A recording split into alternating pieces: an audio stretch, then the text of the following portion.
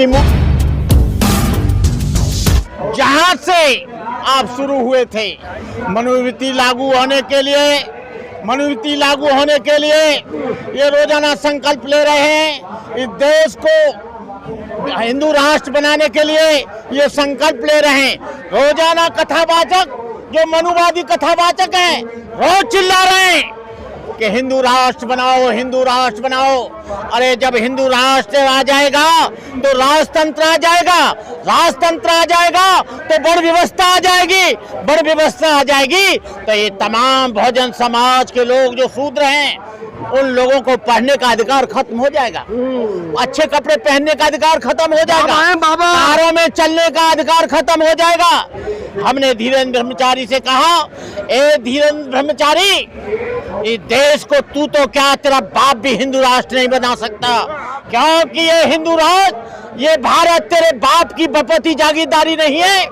ये राष्ट्र मुसलमानों का है, ईसाइयों का है, सिखों का है, एससी का है, एसटी का है, ओबीसी का है। ए धीरेन्द्र ब्रह्मचारी, एक कथाबाज को मनुवादियों, तुम यदि एक गांव को भी हिंदू राष्ट्र बना दो तो हम तुम्हारे गुलाम हो जाएंगे।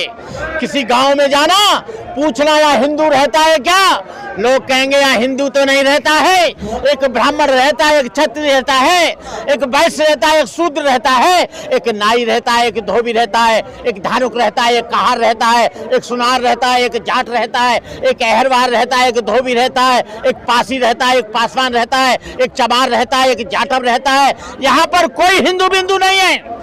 कहने के लिए सबको हिंदू मानते हैं, लेकिन शंकराचार्य जब बनने की बात आती है तो उसमें लिखा है केवल ब्राह्मण बनेगा।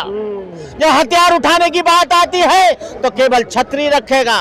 धन अर्जित करने की बात आती है तो कहते हैं केवल वैश्य करेगा। ये तीनों पीढ़ियों को तोड़कर बाबा साहब अम्बेडकर ने चार्टर वर्ण व्यवस्था को नेस्ते नाबूद करके बाबा साहब डॉक्टर अम्बेडकर ने भारतीय संविधान में सबको समता का अधिकार दिया, मानवता का अधिकार दिया, बोलने की शक्ति दी।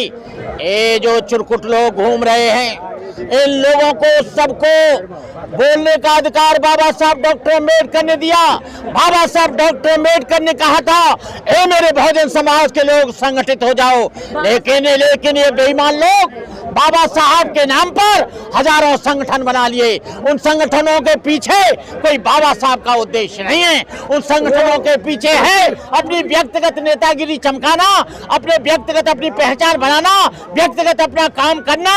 बहुजन समाज पीछे हट जाता है और इस समाज के चमचे जो आगे चले जाते हैं। बहुजन समाज में मैं नागपुर में गया, नागपुर में मैं देखता हूँ लाखों करोड़ों की भीड़ इकट्ठी होती है, लेकिन समाज में कहीं संगठन दिखाई नहीं देता। समाज में कहीं संगठित तुम पर लाते हैं इसलिए पढ़ रही हैं क्योंकि तुम संगठित नहीं हो।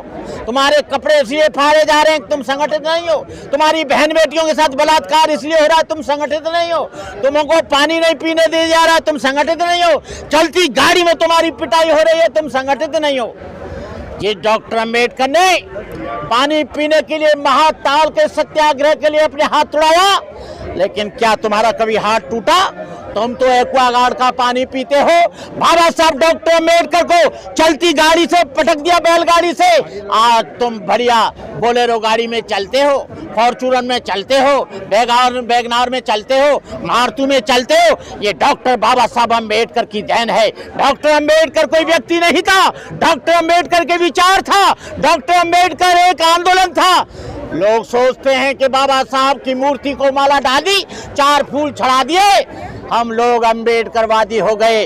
अरे अम्बेडकर की मूर्ति अम्बेडकर नहीं है, अम्बेडकर का विचार, अम्बेडकर का साहित्य, अम्बेडकर का लिटरेचर, अम्बेडकर का कॉन्सेप्ट, अम्बेडकर की आइडियोलॉजी, अम्बेडकर की विचारधारा अम्बेडकर है। तुम यदि मूर्ति पूजा में ज्यादा विश्वास रखोगे डॉक्टर अम्बेडकर को कभी समझ नहीं पाओगे। डॉक्टर अम्बेडकर को समझना है तो बाबा साहब के वॉल्यूम को पढ़ो, अम्बेडकर लाइफ एंड मिशन को पढ़ो, हूवर दास सूरदास को पढ़ो, अनटचेबिलिटी को पढ़ो, कास्ट इन इंडिया को पढ़ो, हूवर दास सूरदास को पढ़ो, बुद्धा एंड धम्मा को पढ़ो, डॉक्टर अम्बेडकर, तब तुम्हारी समझ में आएगा। तुम्हारी बात नहीं सुनूंगा, मुझे अपनी बात कह रहे हो, तुम मत पे लो, मैं बंद कर